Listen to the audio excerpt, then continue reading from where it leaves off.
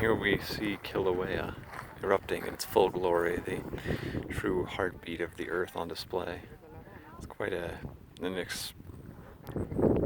amazing sight and phenomenon. You get to see all of this slowly building, just using the same materials that have come out of the earth many times before.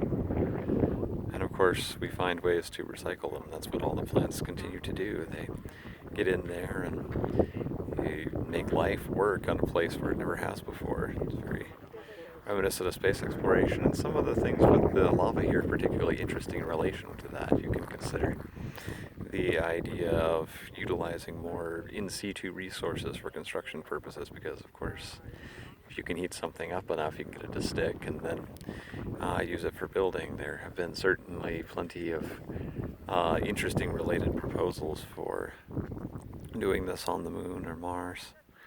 And of course, that is probably we have to continue to take the plants, why it is important to continue to use them to build up an ecosystem wherever we go, because of course they will continue to find ways to adapt themselves and to be able to start using even these harsh, limited materials. If you have the right species at the right time, you can move it in there.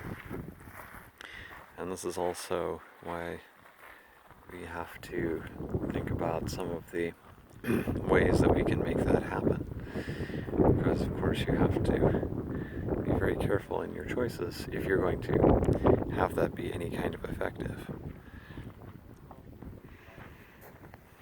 And of course there's a huge amount of energy being put into this, so this is one of the downsides of trying to use it for something like that. You have to have an immense amount of energy if you want to use in situ sintering or solidifying, melting, and using it as sort of 3D printing material.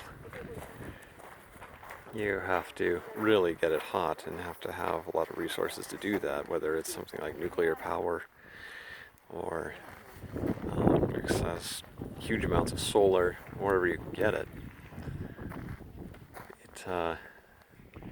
It's an interesting option. It's unfortunate that we don't have too much of this direct sort of energy available in some place like the moon, being kind of a dead internal world. But other places, it's certainly worth considering. You get a lot of geothermal off the places that we go, and that geothermal would perhaps be sufficient energy, or you might even consider doing something directly with it if you can get any kind of liquid like this in the first case. But it's great that we have such amazing things to see here, and that we can get such brilliant ideas just looking around at the world sometimes. So it's a little busy here, so this one's going to be short today, but hopefully we've had some interesting thoughts. I would definitely like to discuss any ideas about plants in particular, and how they're grasping and holding on, and how you really get started into early pioneering species, developing them into a full ecosystem, even on harsh, mostly dead spaces. After all, that is where we're going with this long term. And what is going to be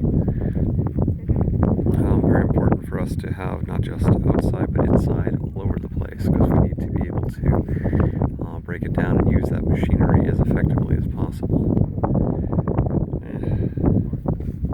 So, looking forward to chatting with you.